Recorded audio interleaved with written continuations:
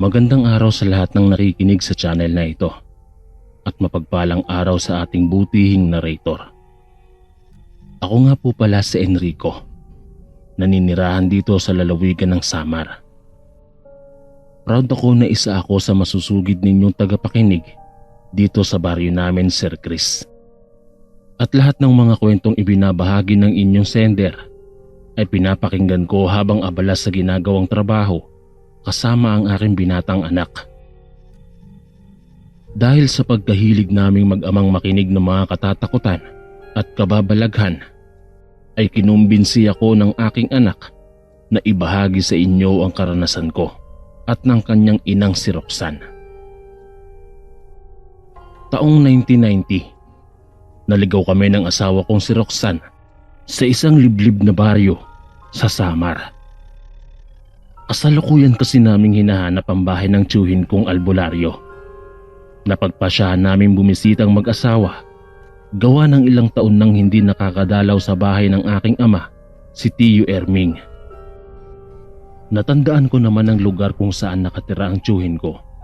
Kaya nga lang, nung naroroon na kami ng asawa ko, ay napag-alaman naming matagal na palang umalis si Tiyo Erming. Noong tanungin ko naman ang isa sa mga dating kapitbahay ng tiyuhin ko, ay may binanggit naman itong baryo at nagwikang sa pagkakaalam niya ay doon umano naninirahan ang tiyuhin ko. Matapos ko ngang makuha ang impormasyon, ay bumiyahe kaagad kami ng asawa ko't tinunto ng baryo kung saan naninirahan si Tiyo Erming. Nang mapadpad na nga kami sa baryong binanggit ng matandang na pagtanungan ko, unang tingin ko pa lamang ay tahimik at mukha namang magiliw ang mga tao. Habang nasa kanto kasi kami ni Roxanne at nag-aabang ng masasakyan papasok sa baryo, ay panay ang pagsipat sa amin ng iilang taong naglalakad papasok sa looban ng baryo.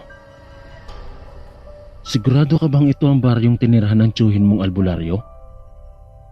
Tanong ng asawa ko at hinilot-hilot pa ang binti habang nakaupo sa waiting shed.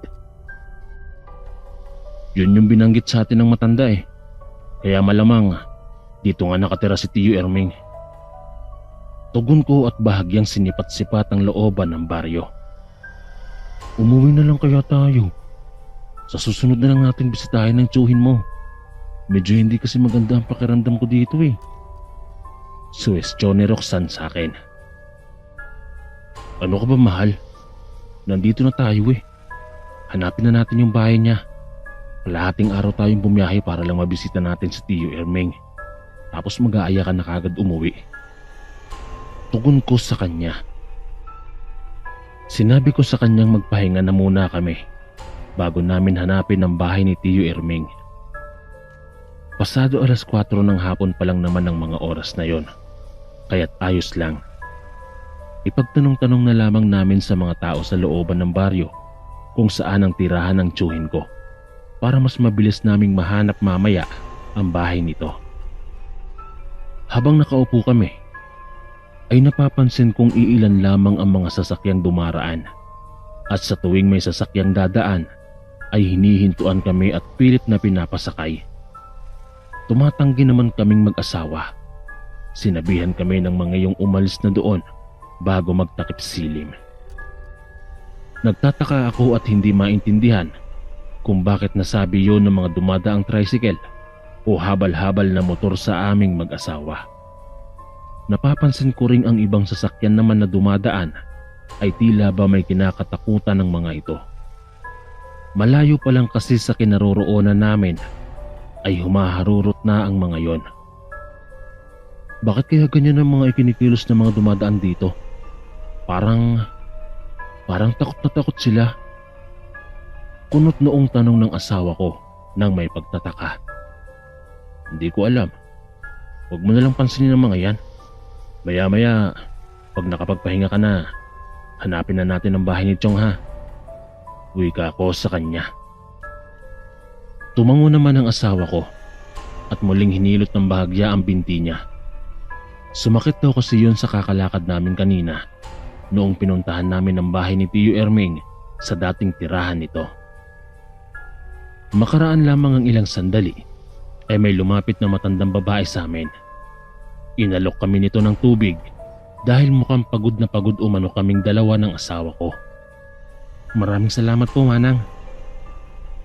Pagpapasalamat ko matapos abutin ng lalagyan ng tubig at agad na tinungga. Sa totoo lang kasi, Sir Chris, uhaw na talaga ako.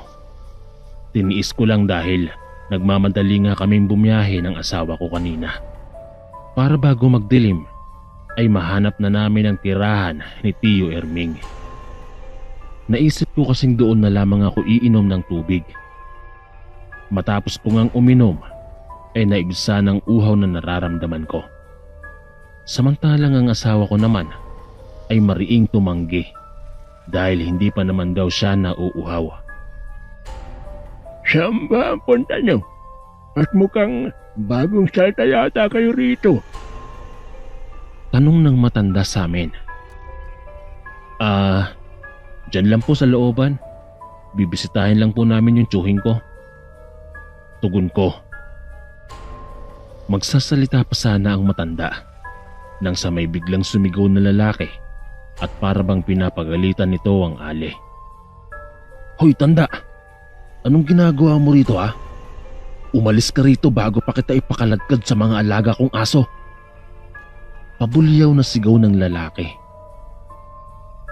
Kaagad na napalingon kaming mag-asawa sa lalaking nagsalita.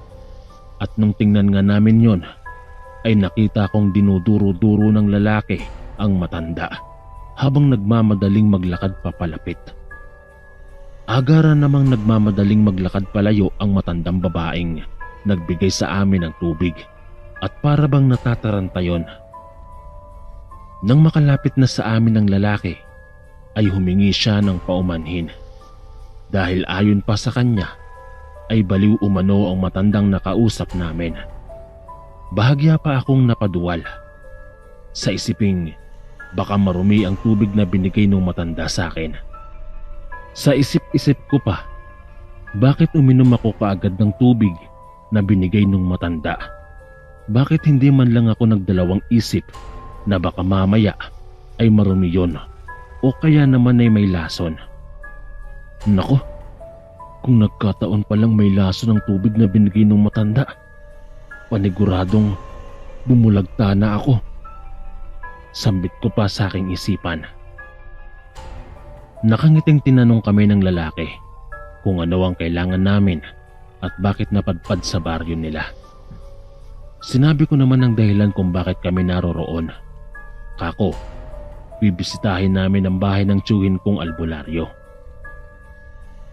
Sandaling napatda ang lalaki bago nagtanong kung ano ang pangalan ng tiyuhin ko. Baka raw kilala niya yon dahil isa siya sa mga nangangasiwa sa baryo nila. Natuwa naman ako nang marinig ko ang sinabi ng lalaki dahil sa wakas ay hindi na kami mahihirapan pang hanapin ang bahay ng tiyuhin ko. Medyo alanganing oras na kasi ng mga sandaling yon at papatakip silim na. Walang patumpik-tumpik na sinabi ko sa lalaking nagpakilalang Raul ang buong pangalan ng tiyuhin ko. Tara, dun tayo sa bahay mag-usap. Sa tingin ko kasi kilala ng ama ko ang hinahanap mong tiyuhin. Aya pa ng lalaki sa amin. Sumunod na nga kami sa paglalakad papasok ng baryo.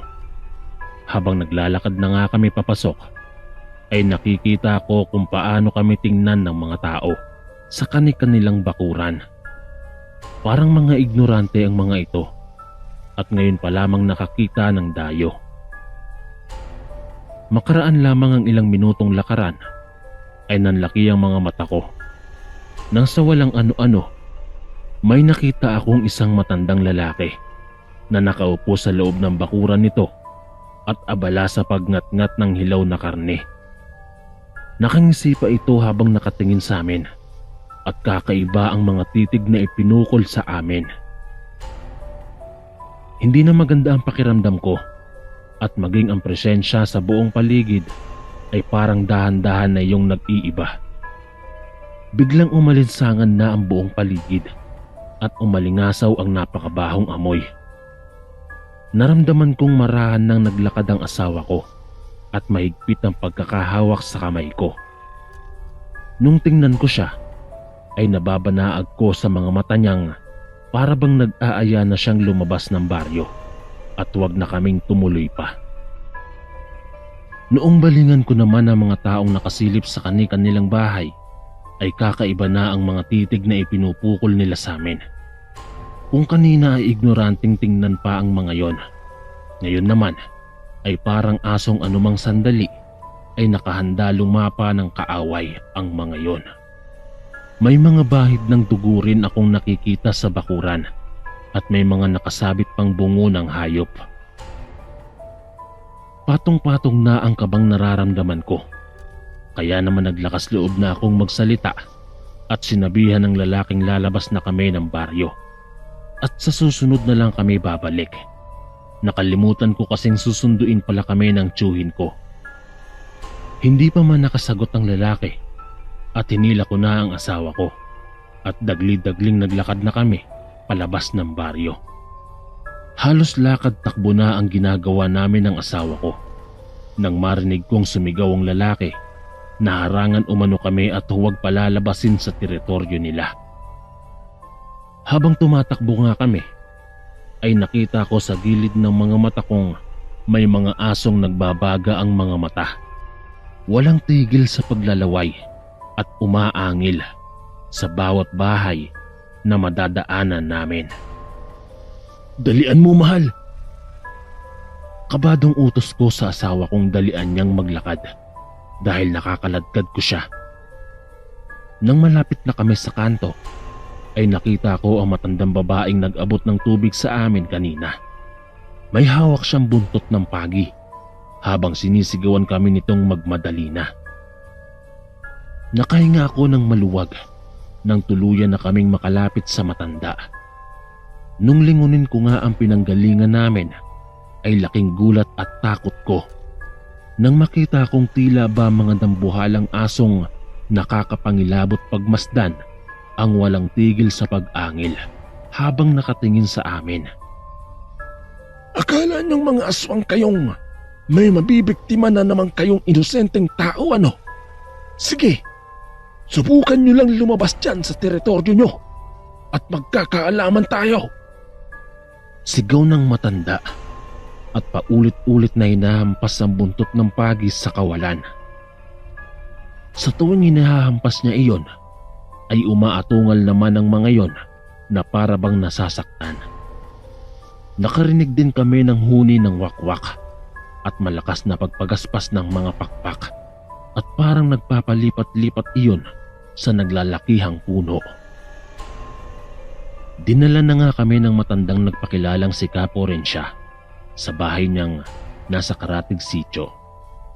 Noong makarating na kami sa bahay niya, ay sinabi niya sa aming napadaan daw siya doon nang makita niya kami at nararamdaman niyang parang may hinahanap kami. Noon nga daw na sumama kaming pumasok sa baryo ng mga aswang ay hindi siya mapalagay.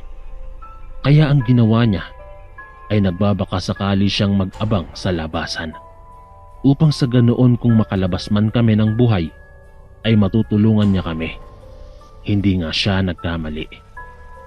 Sinabi namin sa kanya ang pakay namin at binanggit ko ang pangalan ng tiyuhin ko. Bibisita pala kayo sa bahay ng albularyong si Ermeng. Abay, mali nga ang napasukan ninyong lugar kanina. Dahil dito lang sa sityo kung saan ako naninirahan, nakatira si Ka Ermeng. Ani pa ng matanda. Bago nga mag-alas 7 ng gabi, ay hinatid niya kami sa bahay ng tiyuhin ko.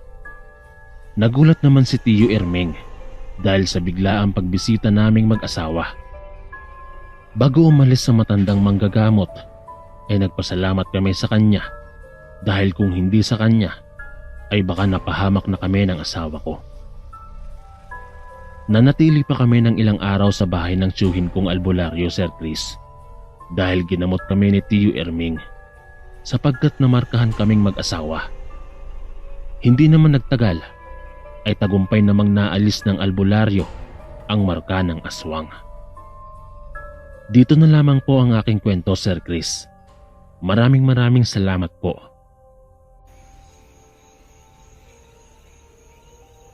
Isang magandang araw, Kuya Chris, at sa lahat ng masusugid ninyong tagapakinig. Itago niyo na lamang ako sa pangalang Karding, naninirahan dito sa isang bayan sa parte ng Zamboanga. Ang kwentong ibabahagi ko sa inyo ay karanasan ko ito dekada 70. Nang mga panahong ito ay binatilyo pa lamang ako't naninirahan sa parte ng Capiz. Isang dakilang lasenggero ang aking ama, Kuya Chris, kung saan saang lugar siya napapadpad para lamang makipag-inuman. Kaya't halos araw-araw na lamang ay nangungonsumi ang aking ina sa kanya, lalo na kapag umuuwing susuray-suray na naman.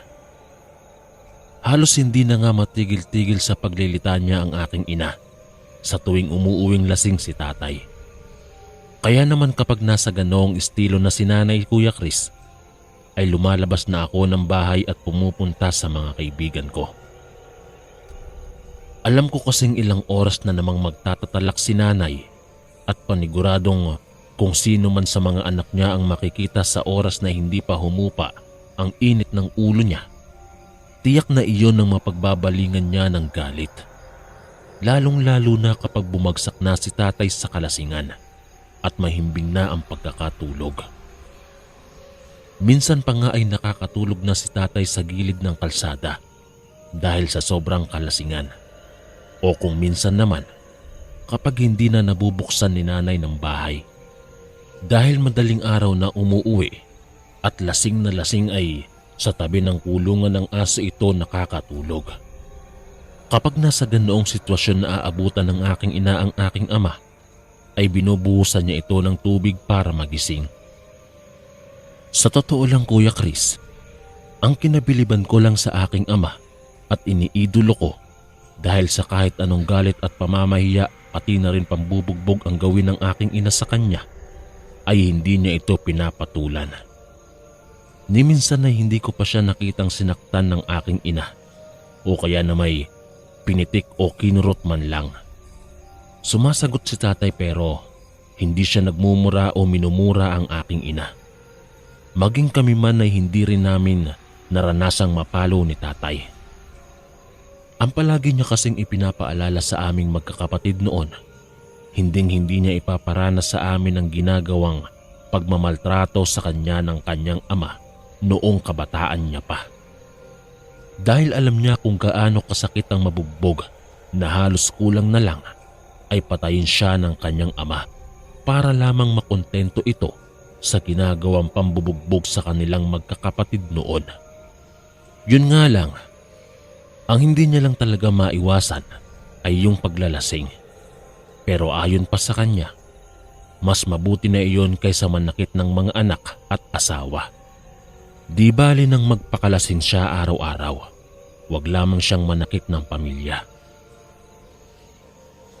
Isang beses, habang nag-aayos ako ng mga kahoy ng hapong yon, ay naririnig ko na naman si Nanay na nagtatatalak.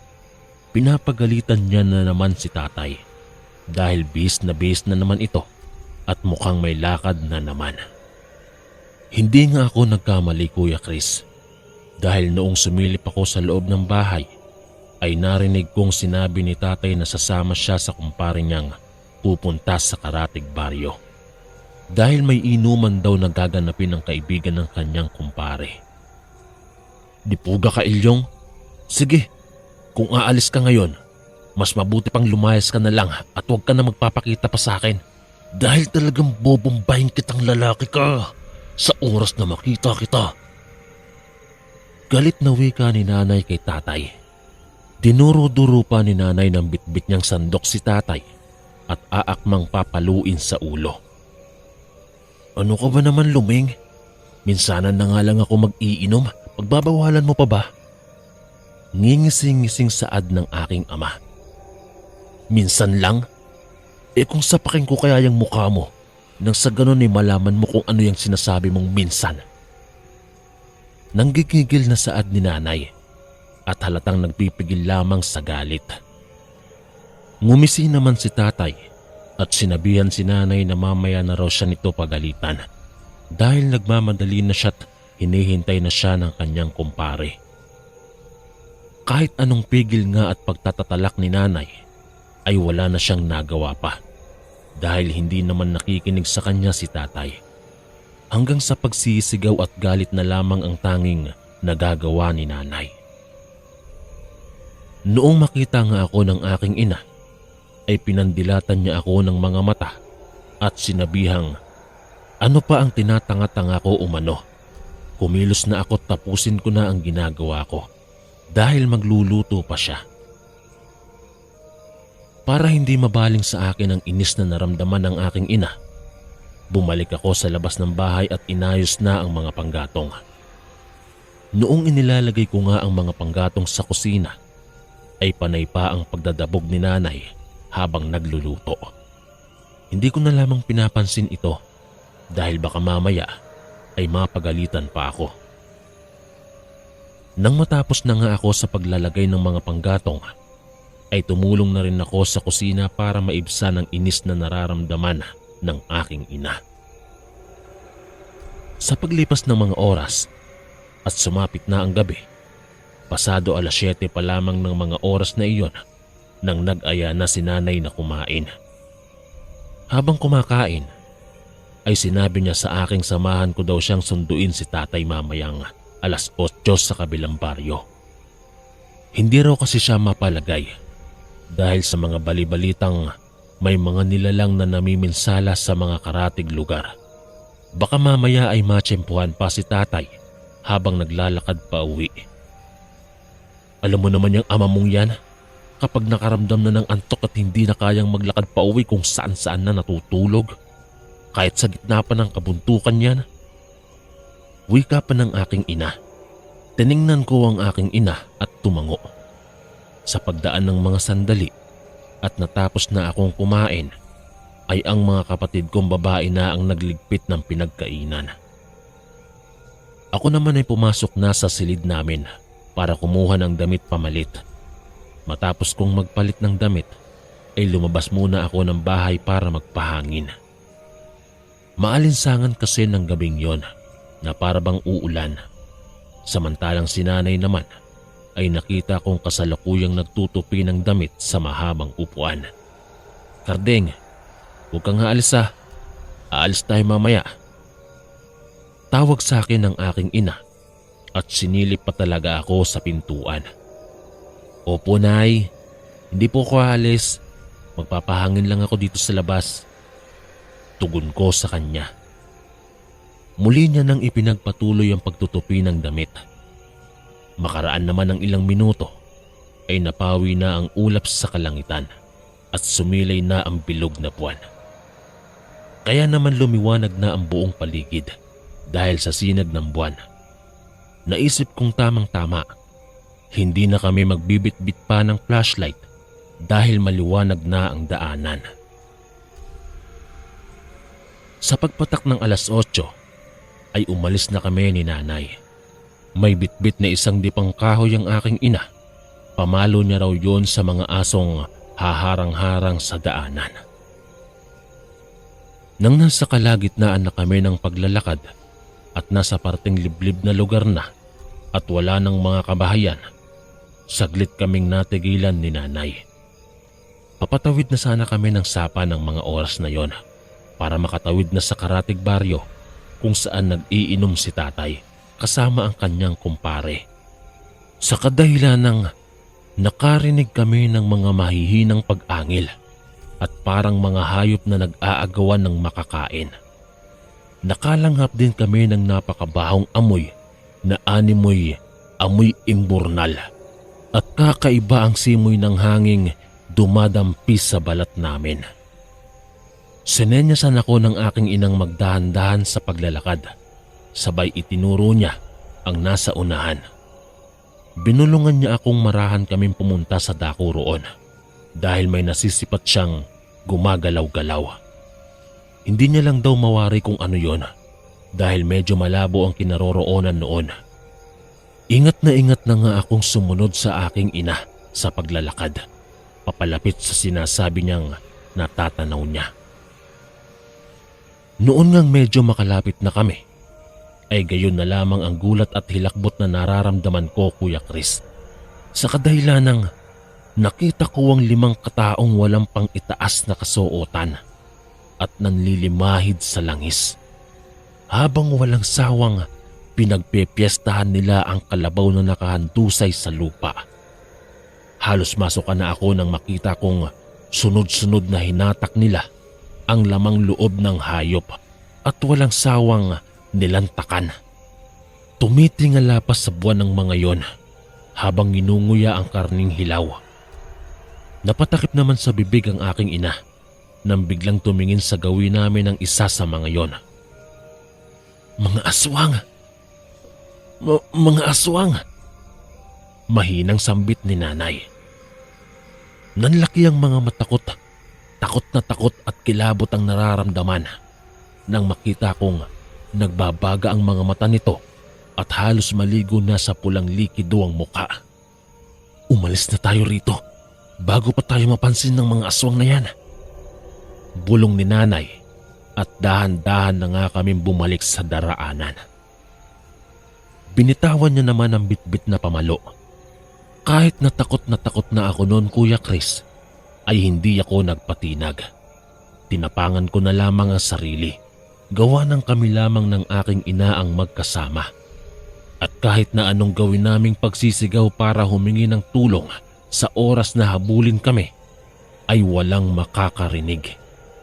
Dahil may kalayuan pa ang mga kabahayan, kaya naman ang ginawa namin ni nanay nang medyo makalayo-layo na kami sa mga aswang na abalang-abala pagpiyestahang kainin ng bangkay, ay kumaripas na kami ng takbo. Pinauna kong tumakbo ang aking ina upang sa ganoon ay hindi siya maalis sa paningin ko. Kapag kasi ako ang maunang tumakbo, ay maiiwan ko siya dahil sa mas mabilis akong tumakbo. Maya-maya pa ay naririnig na namin ang mga nakakatakot na mga yabag ng mga paang animoy mga kabayong naghahabulan, Kuya Chris. Kung kaya't mas binilisan pa namin ang pagtakbo. Huminto lamang kami nang makarating na kami sa mga kabahayan. Halos malagutan na nga ako ng hininga dahil sa labis na pagkabog ng dibdib ko. Mabuti na lang at may gising pa ng mga oras na yon. Lumapit kami ni nanay at humingi ng tulong.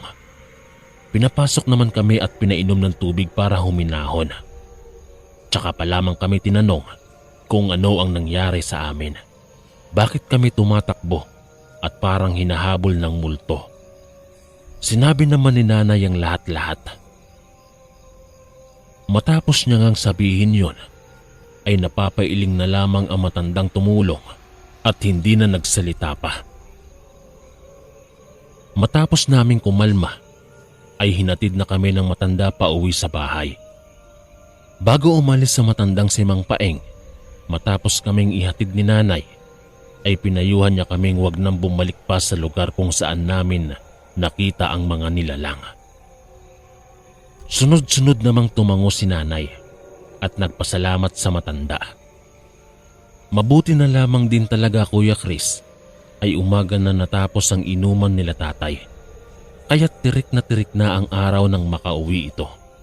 Dahil kung hindi, malamang sa alamang, si tatay at ang kasama niyang kumpare kagabi ang siyang pagpipiestahan ng mga aswang. Hanggang dito na lamang po ang aking kwento, Kuya Chris. Maraming salamat po. Bata pa lamang ako ay naririnig ko na ang mga haka-haka tungkol sa mga aswang. Lalo na ang mga kasabihang kayang mag-anyo umano ng mga aswang ng iba't ibang uri ng hayop, gaya na lamang ng mga aso, pusa, baboy o kaya ay ibon at kung ano-ano pa. Kahit na nakakarinig ako ng mga ganitong usapan, ay hindi ko iniintindi. Kumbaga binabaliwala ko lamang ang mga yan, lalo na ang paulit-ulit na paalala sa akin ng aking ina na huwag basta-bastang tumanggap ng pagkain sa mga hindi kakilala At kapag tinapik ka sa balikat o sa kung saang parte man ng katawan, gaya ng braso o kamay, ay dapat tapikin ko rin daw pabalik ng 3 beses upang makontra ang masamang balakin ng taong tumapik sa akin. Yan ang palaging sinasabi sa akin ng aking ina. Subalit Kuya Chris, hindi ko lubos akalaing mismong mararanasan ko rin pala ang mga kababalaghan tungkol sa mga sinasabi ng karamihang aswang. Hindi ko na po patatagalin pa mga kaistorya at uumpisahan ko na ang pagbabahagi ng aking karanasan sa channel na ito. Hello po Kuya Chris at sa lahat ng mga nakikinig dito sa kwentong aswang. Ako nga po pala si Clarissa. Nakatira dito sa lalawigan ng Capiz kung saan naganap ang pangyayaring ibabahagi ko sa inyo. Gusto ko lang pong ibahagi sa inyo ang aking karanasan tungkol sa tinatawag ng karamihang aswang. Dekada 90 nang maranasan ko ang pangyayaring ito at ng mga panahong iyon ay binata pa lamang ako. Sa pagkakatanda ko pa ay nasa mga edad 19 pa lamang ako noon. Isang beses noon, nakita kong umiiyak ang kapatid kong si Ate Mayra. Nakaupo siya sa may balkonahe at panay ang pagpunas ng mga luha. Sandali kong itinigil ang ginagawa at nilapitan si Ate Mayra at tinanong kung ano ang nangyayari sa kanya. Saglit na tiningnan ako ni Ate Mayra tapos ay nagwikang wala umano siyang problema. Wala daw. Bakit umiiyak ka kung wala kang problema? Ano yun? Eme-eme lang ganon. Wika ko sa kanya. Humarap sa akin ang kapatid ko at pilit ang ngiting nagwikang wala nga raw siyang problema. Bumalik na lamang ako sa ginagawa ko at tatapusin ko na. Dahil sa ayoko siyang kulitin at baka magalit pa. Kung kaya naman ay bumalik na lamang ako sa ginagawa at ipinagpatuloy na.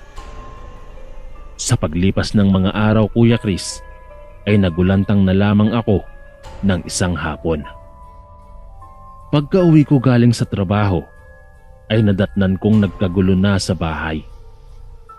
Nakita kong humahagulgol na ng iyak ang kapatid kong si Ate Mayra. Samantalang ang aking ina naman ay walang tigil sa kayayaw-yaw at pinapagalitan ng kapatid ko. Pagkapasok ko nga ay doon ko nalaman na buntis pala ang kapatid ko. Nalaman ko rin mula sa kapatid ko na simula noong malaman umano ng kanyang nobyong nabuntis siya nito ay para na lamang iyong bulang biglang naglaho. Kumbaga Kuya Chris, tinakasan si Ate Mayra at ang responsibilidad nito ng kanyang magaling na nobyo. Dahil sa nalaman ni nanay kung kaya't galit na galit siya, si tatay naman ay tahimik lamang at napapansin kong halatang nagpipigil lamang ito sa galit na nararamdaman. Panay naman ang paghingi ng tawad ni Ate Mayra sa mga magulang namin dahil hindi niya naman inaasahang tatakasan siya ng nobyo niya matapos malaman noon na buntis siya. May magagawa pa ba tayo?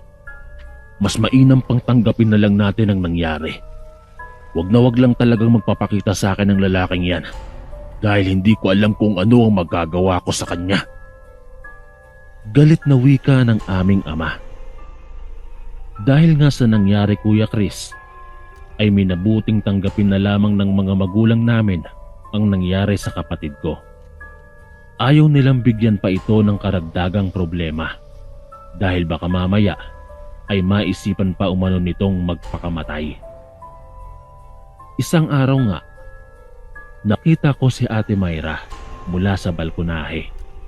Marami siyang bitbit na pinamili, kaya mabilis ko na siyang nilapitan at kinuha ang mga dalahin. Ako na po ang magdadala niyan ate. Ang bibigat niyan. Dapat hindi ka na po nagbubuhat ng mabibigat. Wika ko sa kanya pagkakuha ng mga bitbit niyang pinamili. Ngumiti naman siya at nagpasalamat.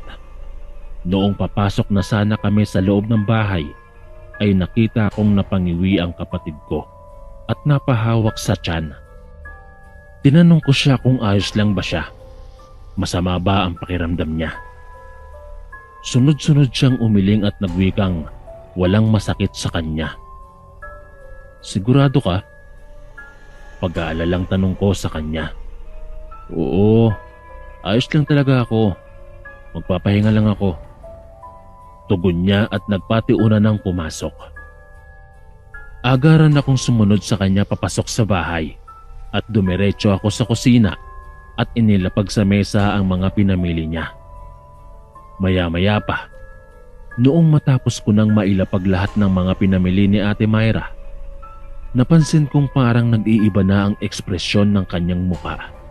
Yun bang parang nasasaktan siya, ngunit itinatago niya lang para hindi ko yun malaman. Kinuhaan ko siya ng tubig na maiinom at binigyan. Tapos ay pinagpahinga ko na muna siya sa balkonahe para makalanghap siya ng hangin. Bumalik na ako sa kusina at muling inayos ang mga ginagawa. Ilang saglit pa ang nakalipas ay narinig kong parang may kausap ang kapatid ko sa labas ng bahay. Naulinigan ko ang boses ng matandang kapitbahay naming si Lola Dolores.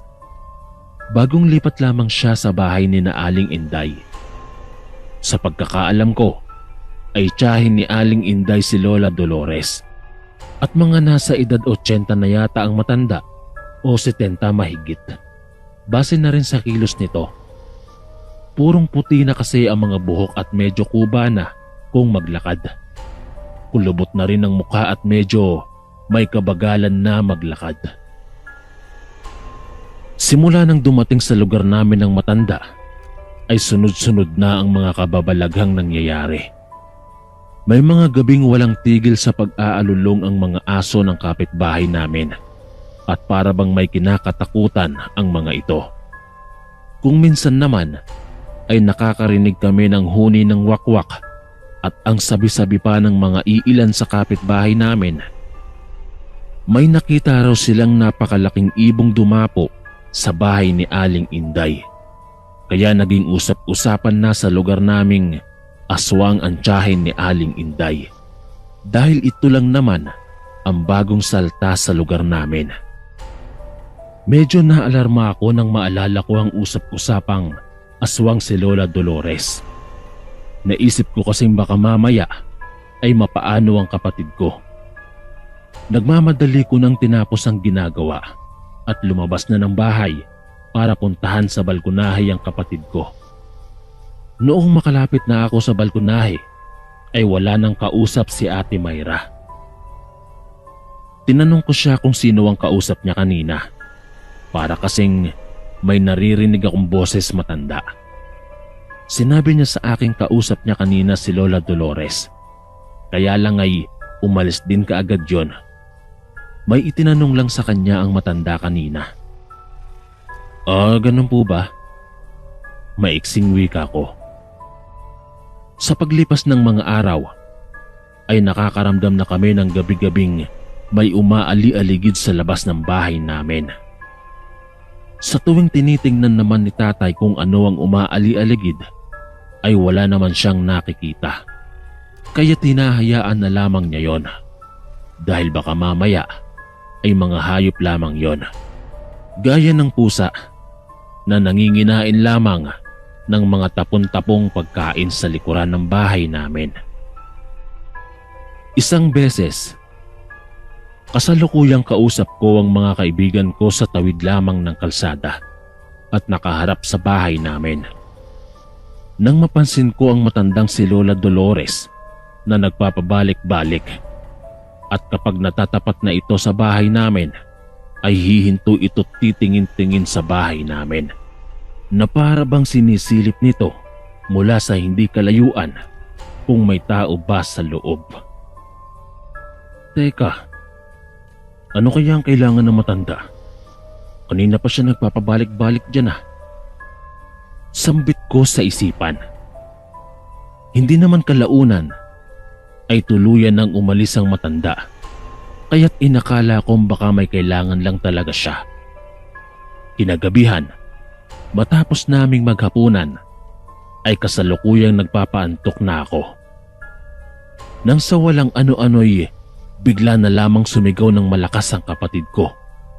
Naroroon kasi siya sa sala at kaming dalawa lamang ang naiwan ng gabing yon dahil may importanteng nilakad ang mga magulang namin.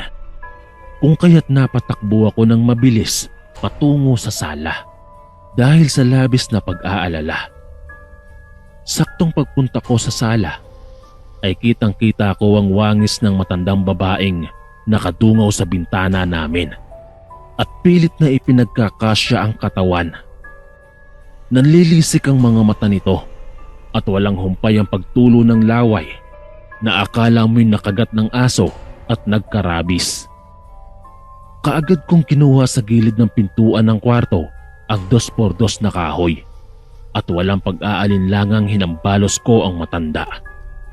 Pagkahambalos ko ay napuruhan ko ito sa ulo, kung kaya't nalaglag ito sa bintana. Noong tingnan ko ang matanda pagkalaglag sa lupa, ay para iyong pusang nalaglag mula sa bubungan na pagkabagsak sa lupa ay walang kahirap-hirap na nakalapat agad ang mga kamay at paa sa lupa. Lalabas pa sana ako nang sa bigla na lamang akong nakarinig ng huni ng wakwak. At nung silipin ko nga ulit mula sa bintana ang matanda, ay wala na iyon.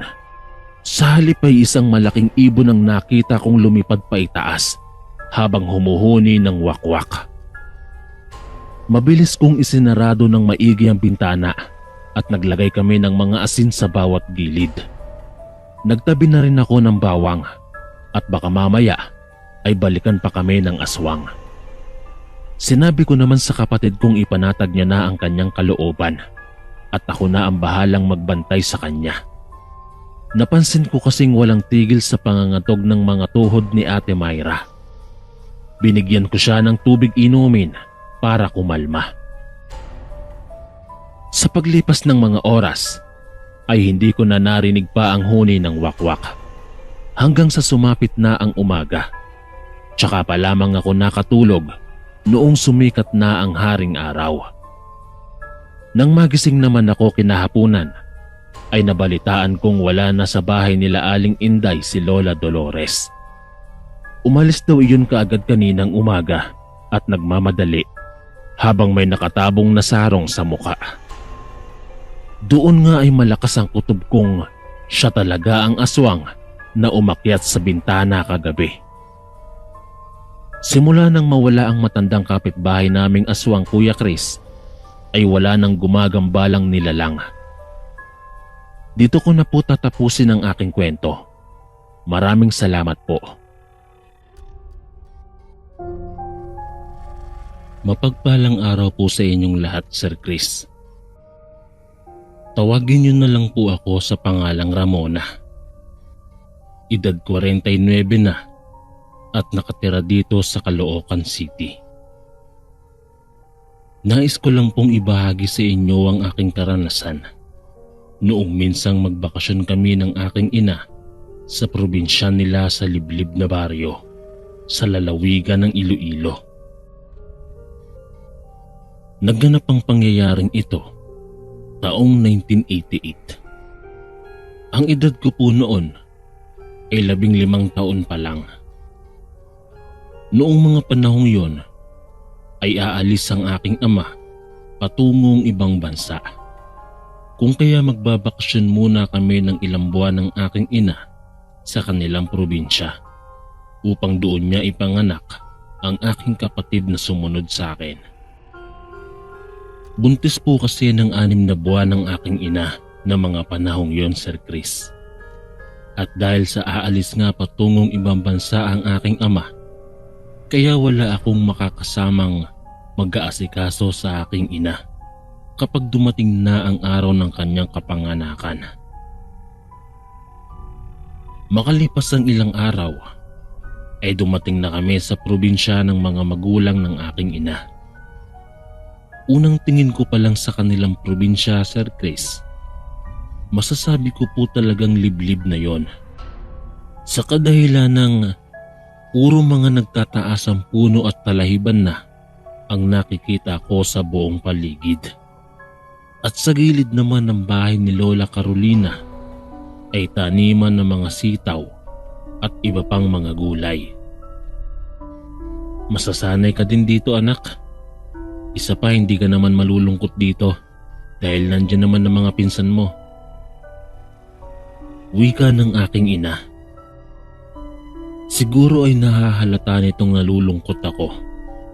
Sobrang napakatahimik kasi ng kanilang baryo at magkakalayo pa ang mga kapitbahay. Kaya naman hindi ako sanay. Sa Maynila po kasi ay paggising mo pa lang sa umaga, bubungad na sa iyo ang napakaingay ng mga sasakyan at ang mga kapitbahay ay nagchichismisan na. Kaya talagang naninibago po ako sa baryong kinalakihan ng aking ina, Sir Chris. Yun po kasi ang kauna-unahang pagkakataong nakarating ako sa kanilang probinsya. Lumipas ang ilang araw ay unti-unti na akong nasanay sa mga gawaing probinsya at naa-adapt ko na rin ang kanilang pananalita. Hanggang sa isang araw, maaga pa lang ay dumating na sa bahay ang pinsan kong si Ami. Masaya itong pinuntahan ako sa kusina habang naguhugas ako at nagsabing, "Insan, tara, maligo tayo sa ilog kasama ang iba pa nating mga pinsang sina Aida at Janet, tsaka sila Kuya Makmak at mga kapatid niya." "Naku, may ginagawa pa ako, insan. Pasensya ka na, hindi ako makakasama. Kayo na lang muna. Tsaka walang makakasama si mama dito sa bahay kasi may pupuntahan si na lolo at lola ngayon." Wika ko dito. "Ano ka ba naman, insan? Minsan lang naman to eh. Isa pa, nandyan lang naman ng mga magulang ko sa bahay. Kaya may magtitingin-tingin kay Tita Annabel dito." Pagrarason nito. Magrarason pa sana ako sa pinsan ko nang biglang nagsalita ang aking ina at nagwikang, "Sige na, Ramona, sumama ka na sa mga pinsan mo. Minsan lang mag-aaya ang mga yan.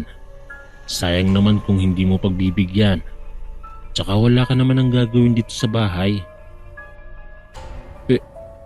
Pero ma, paano ka po? Sino magbabantay sa'yo dito?" Pag-aalalang tanong ko sa aking ina. "Ano ka ba, anak?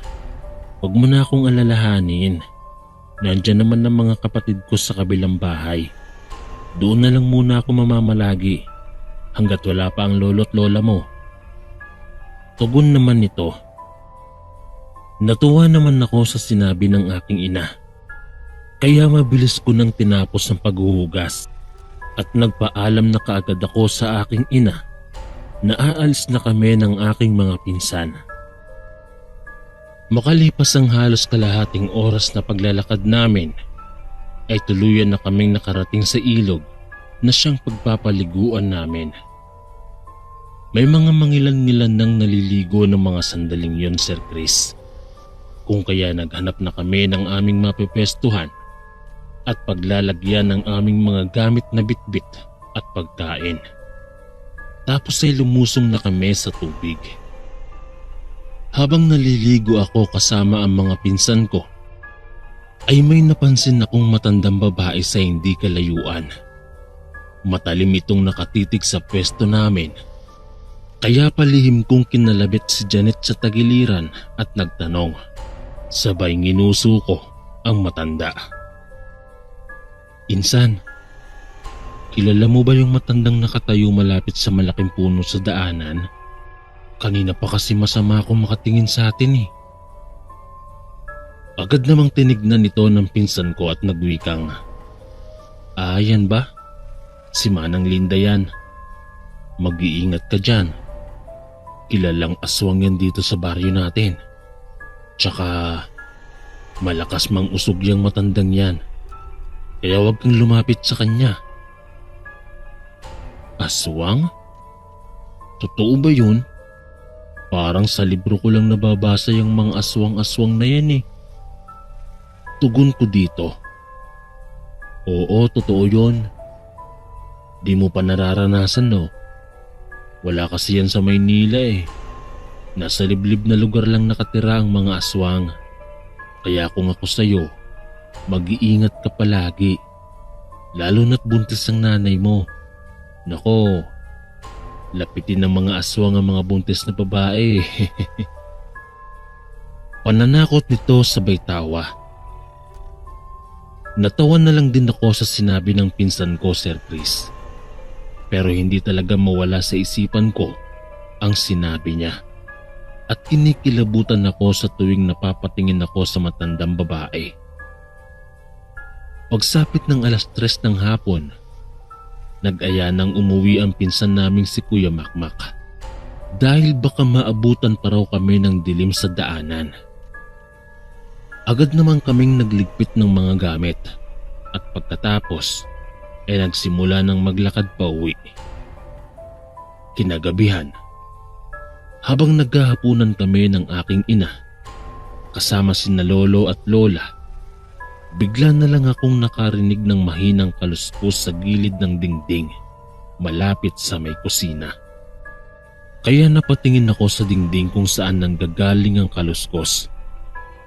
Lo, anong ingay po yun? Nakakangilo naman sa ngipin tsaka nakakarindi sa tenga. Reklamong tanong ko. Nakita kong sumenyas si Lolo Juan na huwag ko na lang pansinin ang ingay at magpatuloy na lang kaming kumain ng aking ina. Makalipas ang ilang sandali ay tapos na kaming kumain ng aking ina at pumanhik na kami sa higaan. Ngunit patuloy ko pa ring naririnig ang ingay kung kaya kinilabutan na ako. Hanggang sa maya-maya pa ay bigla na lang narinig namin ang malakas na pagaspas sa taas ng bubungan, malapit sa kwarto namin. Kasabay ng paghuni ng wakwak. Nung una ay malakas pa ang huni nito hanggang sa pahina na yon ng pahina. Naramdaman na lang naming may kumukutkot sa yerong bubungan ng bahay at para bang nanggigigil iyong makagawa ng butas. Nakakaamoy na rin ako ng napakalansang amoy na para bang amoy dugong matagal nang na-stack at amoy imburnal. Hoy! Tumigil ka sa kakakutkot mo, aswang! Dahil kung hindi, babarilin kita hanggang sa mamatay ka. Sigaw ni Lolo na nakatingala sa taas ng bubungan. Mabilis na lumapit si Lola Carolina sa amin at nilagyan niya ng kulay itim na damit ang tiyan ng aking ina. Lola, totoo po bang aswang ang nasa taas ng bubungan natin? Nahihintakutang tanong ko kay Lola Carolina habang nagsusumiksik sa gilid ng higaan dahil sa takot. Oo. Pero huwag kang mag-alala, Apo. Hindi makakapasok ang aswang na yan dito sa loob ng pamamahay natin. Tugon ni Lola. Napansin kong tila mas lalo pang nagagalit ang nilalang na nasa taas ng bubungan namin dahil sa ginagawang paghahasa ni Lolo ng itak. Sapagkat para nang winawasak nito ang gilid ng yero sa taas para matuklap yon. Hinasa pa ng hinasa ni Lolo ang itak para umano mas lalo pang manggalaiti ang aswang. Kaya naman ay narinig kong mabilis na pumapagaspas na naman ang mga pakpak ng aswang at nagpapaikot-ikot yun sa bahay. Matapos gawin yun ni Lolo, ay itinutok niya sa taas ng bubungan ang baril na nakasukbit sa kanyang tagiliran. At hinihintay kung saan dadapo ang aswang para paputukan niya na ang nilalang. Ilang sandali pa ay narinig na naming sumisigaw na sa labas ng mga bahay ang mga tiyuhin ko at may mga sulo itong bitbit Naririnig na pala ng mga ito ang huni ng wakwak. Kaya pala nagmadaling sumugod. Agad namang lumabas si Lolo sa bahay at mabilis na binaril ang aswang na nasa taas lang ng bubungan. Matapos niya iyong barilin, ay mabilis na lumipad ang aswang hanggang sa nawala na iyon sa kanilang paningin. Lintik na aswang yun ah. Tayo pa ang balak kong tiryahin. Nakalimutan niya yatang may baril ako. Akala mo hindi kita kilala, aswang? Bukas ka lang sa akin. Wika ni Lolo. Tapos ay pumasok na sila sa loob ng bahay. Kinabukasan ay maagang pinuntahan ni Lolo ang bahay ni Manang Linda. Laking gulat niya dahil wala nang nakatira sa bahay nito at wasak na ang buong kabahayan. Doon ay nakumpirma nga ni Lolo na si Manang Linda ang umaswang sa amin kagabi. Kung kaya naglagay na ng mga proteksyon sa buong paligid ng bahay si Lolo. Magmula po noon, Sir Chris, ay wala na kaming nababalitaan pang aswang at wala na ring gumagambala pa. Hanggang dito na lang po ang aking kwento, Sir Chris. Maraming salamat po. Gumagalang, Ramona. Maraming salamat po mga kaistorya sa pakikinig. At kita-kits po ulit bukas para sa isa na namang nakakatakot na kwento. Ito po si Kuya Chris, ang inyong kaistorya. God bless po at ingat po lagi.